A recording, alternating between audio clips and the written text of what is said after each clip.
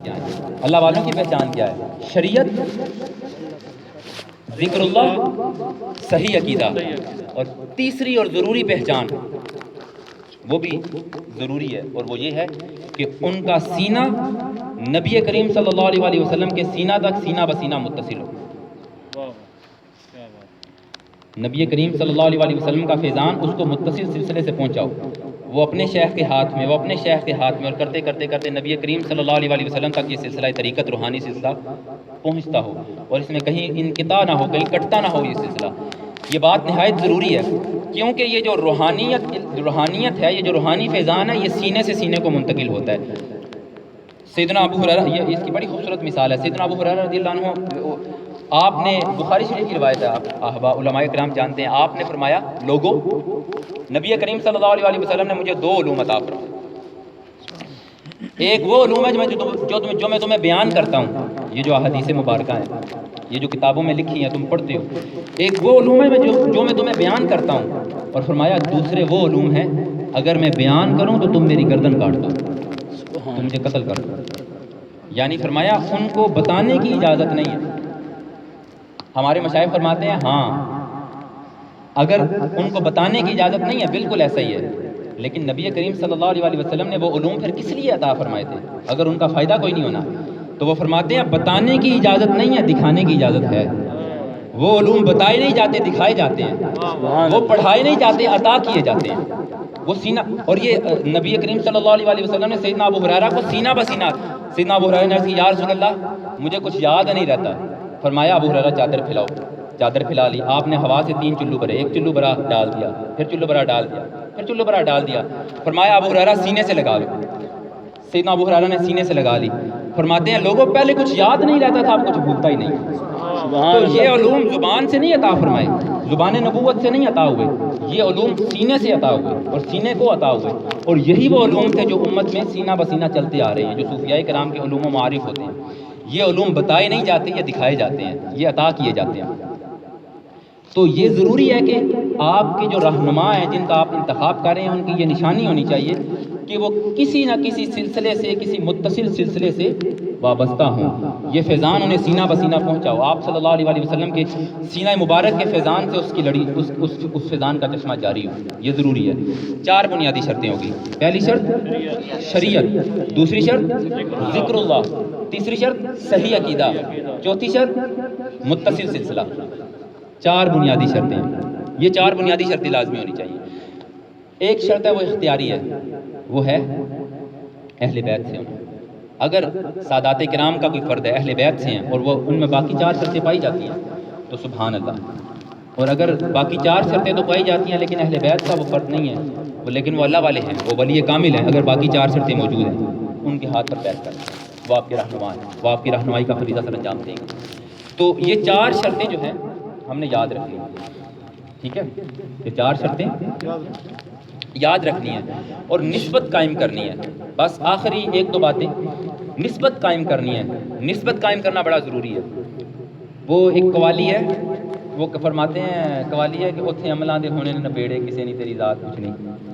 یہ جملہ سنا ہے نا؟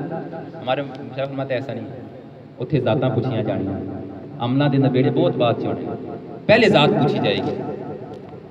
اللہ نے فرمایا یوم ندعو کل اناس بامامہم، ہم اس دن ہر شخص کو اس کے امام کے پیچھے بلائیں گے۔ حدیث مبارکہ ہے، حدیث قدسی ہے، اللہ فرماتا ہے 7 لوگوں کو میں اپنے سایہ رحمت میں جگہ دوں گا، ان میں سے ایک وہ ہیں رجلان تحابا فی اللہ، وہ 2 لوگ جو اللہ کی خاطر آپس میں محبت کرتے ہوں گے، آپس میں جن کا تعلق اللہ کی خاطر قائم ہوگا، اللہ فرماتا ہے ان کو میں اپنے سایہ رحمت میں جگہ دوں گا۔ بڑی خوبصورت مثال ہمارے سارے ہیں وہ دیتے ہیں جو مشائخ کے نمائندے ہیں، وہ فرماتے ہیں کہ اللہ کا سایہ رحمت بڑی ٹھنڈی جگہ ہوگی، اور اس دن صبح 1:15 پہ سورج ہوگا اور 50,000 سال کا دن ہوگا، اور ایک جانب اللہ کی سایہ رحمت ہوگا۔ اس کی مثال وہ دیتے ہیں، ایک AC مسجد ہے، جمعے کا وقت ہے، شدید دوپہر ہے، شدید گرمی کا موسم ہے، جون جولائی، سورج فل چمک رہا ہے۔ اب مسجد کے اندر AC لگا ہے، کچھ لوگ پہلے آگے ہال میں بیٹھ کے AC کے اندر وہ بیٹھے ہیں، کچھ لوگ باہر دھوپ میں کھڑے ہیں، شدید تیز دھوپ ہے، پسینوں پسین شرابور ہے۔ خطیب صاحب لمبی سر لگاتے ہیں الحمدللہ، اب وہ جو اندر AC میں بیٹھے ہیں وہ کہتے ہیں سبحان اللہ، سبحان اللہ، مزہ آ گیا، خطیب صاحب ذرا 10 منٹ اور لاؤ، اب وہ جو باہر بیٹھے ہیں وہ کہتا ہے یار مکا بھی صحیح، جان ہی نہیں چھڑ رہا. ایسا ہی ہے نا، وہ جو باہر بیٹھے ہیں وہ تنگ ہے کیونکہ وہ دھوپ کے اندر کھڑے ہیں، اور وہ جو اندر ہیں وہ اے سی روم میں بیٹھے ہیں. وہ تو کہتے ہیں مولوی صاحب گھنٹہ اور لاؤ، ان کو مزہ آ رہا ہوتا ہے. یہی منظر نامہ ہے قیامت کے دن کا. اللہ کا سایہ رحمت سے بڑھ کر کون سا اے سی روم ہو سکتا ہے؟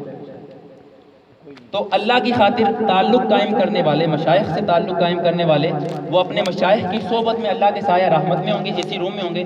اور 50,000 سال کا دن اب گزارنا ہے بھائی. باقی لوگ تو دھوپ میں کھڑے ہوں گے نا، جنہوں نے عملوں کے نبیڑے کرانے ہیں اپنے، جن کو پرواہ نہیں ہے نسبتوں کی، وہ کھڑے ہوں گے عملوں کے نبیڑے. عملوں کے نبیڑے کب ہوں گے؟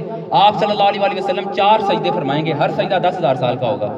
چوتھے سجدے پہ فرمایا جائے گا ارفع رأسک یا محمد واشفع تشفع، صلی اللہ علیہ وسلم، اے حبیب سر اٹھائیے، شفاعت کیجیے، آپ کی شفاعت قبول کی جائے گی. پھر عملوں کے نبیڑے شروع ہونے ہیں. اب 40,000 سال جو کھڑا رہے دھوپ میں، اس کی مرضی، جس نے نسبت نہیں قائم کرنی وہ انتظار کرتا رہے عملوں کے نبیڑے کا. باقی تو اسی روم میں بیٹھے ہوں گے، وہ تو کہیں گے 50,000 سال کا ایک دن ہو رہا ہوں. ان کو کیا مسئلہ ہے؟ وہ تو سایہ رحمت میں ہوں گے، اسی روم میں نعمتوں کھا رہے ہیں. تو یہ فائدہ ہے نسبت کا. اس دنیا میں اگر نسبتیں قائم کر لیں گے تو روز قیامت اللہ رب العزت اپنے سایہ رحمت میں جگہ عطا فرمائے گا. اور اس نسبت کا فقط روز قیامت فائدہ نہیں ہوگا. ہم نے یہ نسبت اس لیے قائم نہیں کرنی کہ قیامت کے دن اس کا یہ فائدہ ہوگا. اس کا مقصد کچھ اور ہے، یہ اس کا فائدہ ضرور ہے. میں آپ کو بتاتا ہوں اس کا مقصد کیا ہے. ہمارے مشائخ نے بتایا ہے، فرماتے ہیں کہ قیامت کے دن آپ نے حدیث مبارکہ علماء کرام نے سنی ہوگی، عام عوام نے بھی سنی ہوگی. آپ صلی اللہ علیہ وسلم کے فرمان کا مفہوم ہے روز قیامت کچھ لوگ ایسے ہوں گے جو نور کے ممبروں پر ہوں گے اور انبیاء انہیں دیکھ کر رشک کریں گے. یہ حدیث سنی ہے نا. اب حیرت ہوتی ہے یار، نبی سے بڑھ کر تو کوئی مرتبہ ہے ہی نہیں. اب یہ کون لوگ ہیں کہ نبی جس پر رشک کریں گے؟ کیا ایسا بھی کوئی ہو سکتا ہے مرتبہ کہ نبی سے بڑھ کر کون ہو سکتا ہے؟ نبی کس پر رشک کر سکتے ہیں؟ یہ حیرت کی بات نہیں ہے کہ ایک نبی ہے، وہ نبی ہونے کے باوجود کسی غیر نبی پر رشک کر رہا ہے. یہ کیسے ممکن ہے؟ تو وہ لوگ کون ہوں گے؟ آپ صلی اللہ علیہ وسلم اللہ کی خاطر جو محبت کرتے ہوں گے نا، یہ ان کی شان ہے. لیکن نبی ان پر رشک کیسے کریں گے؟ کہ وہ کیا شان انہیں عطا ہوگی کہ انبیاء ان پر رشک کریں گے؟ تو ہمارے مشائخ فرماتے ہیں کہ دراصل معاملہ یہ ہے کہ نبی کریم صلی اللہ علیہ وسلم ہوں گے مقام محمود پر. آپ فائز ہوں گے مقام محمود پر، اور مقام محمود 7 جنتوں سے بہت اوپر ہے. وہ جنتوں میں نہیں ہے، تو جنتوں سے اوپر کے وہ فرماتے ہیں کہ یار ان جنتوں کو کیا کرنا جہاں حضور ہی نہ ہو، وہ تو دوزخ ہے. تو مزہ تو تب ہے جب حضور کی رفاقت ملے.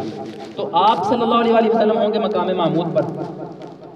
انبیاء کرام کبھی کبھی ملاقات کے لیے جائیں گے، وہ درجۃ الرفیع انبیاء کا مقام ہے، ان کے اپنے اپنے وہاں مقامات ہیں، وہ بھی جنتوں سے اوپر ہوں گے لیکن مقام محمود کے نیچے ہوں گے. مقام محمود کو ادنا بھی کہتے ہیں، اور جبکہ انبیاء کرام کا جو مقام ہے اس کو درجۃ الرفیع بھی کہتے ہیں اور قاب قوسین بھی کہتے ہیں، وہ وہاں ہوں گے.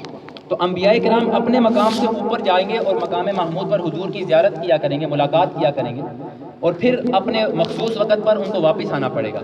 مقام محمود اور کسی کا مقام نہیں ہے، حضور کا مقام ہے، وہاں قیام صرف حضور کا ہے. باقی انبیاء ملاقات کریں گے، واپس آ جائیں گے. لیکن جب انبیاء وہاں جایا کریں گے نا تو وہاں کچھ خدمتگار ہوں گے جو وہاں خدمت کر رہے ہیں. اللہ اللہ اللہ، کیا بات ہے، سبحان اللہ. انبیاء جب واپس آنے لگیں گے نا تو وہ دیکھیں گے یار ہمیں واپس جانا پڑنا ہے، یہ خدمتگار تو یہیں رہ جائیں گے. کیونکہ غلام کا اپنا کوئی مقام نہیں ہوتا، غلام کا مقام وہی ہوتا ہے جو اس کے مالک کا مقام ہوتا ہے. غلام نے تو سرونٹ کوارٹر میں رہنا ہوتا ہے نا. آپ اس کی مثال لیں کہ ایک دربار میں بادشاہ بیٹھا ہے، ایک اس کے پیچھے دربان ہے جو پکھی چل رہا ہے، ہوا دے رہا ہے، اور وزیر اپنے اپنے نشستوں پر تشریف فرمائے. جب دربار برخاست ہوگا تو وزیروں نے اٹھ کر اپنے اپنے محل میں چلے جانا ہے، اور اس دربان نے اٹھ کر بادشاہ کے ساتھ اس کے کمرے میں جا کر اس کی خدمت کرنی ہے. تو انبیاء رشک کریں گے ان خدمتگاروں پر، ان غلاموں پر جو مقام محمود پر رہ جائیں گے، اور انبیاء کو واپس آنا پڑے گا. یہ وہ مقام ہے جس کی وجہ سے انبیاء کرام خواہش کرتے ہیں یا اللہ ہمیں حضور کی امتی بنانا، کیونکہ آپ صلی اللہ علیہ وسلم کا قرب وہ چیز ہے جو اللہ کے قرب کی ضمانت ہے. تو کون نہیں چاہتا کہ اللہ کا قرب حاصل کرے؟ تو جو حضور کے جتنا قریب ہے وہ اللہ کے اتنا قریب ہے. تو انبیاء کرام ان پر رشک کریں گے، ان غلاموں پر رشک کریں گے، اور ان غلاموں کا مقام حاصل کرنے کے لیے لازمی ہے، مشائخ فرماتے ہیں لازمی ہے کہ ہم اس دنیا کے اندر یہ غلامی اختیار کریں. ایسا نہیں ہوگا کہ قیامت کے دن ہمیں ملے گا سرپرائز، آپ کا نام ان غلاموں کی لسٹ میں آ گیا. ایسا نہیں ہوگا، اس دنیا میں غلامی کرنا ہوگی. اور غلامی ایسا نہیں ہے کہ غلامی رسول میں موت بھی قبول ہے نعرے لگا دینے سے غلامی نہیں ہوتی. غلامی کا مطلب ہے خدمت کرنا. غلام خدمتگار ہوتا ہے، اور خدمت کس کی؟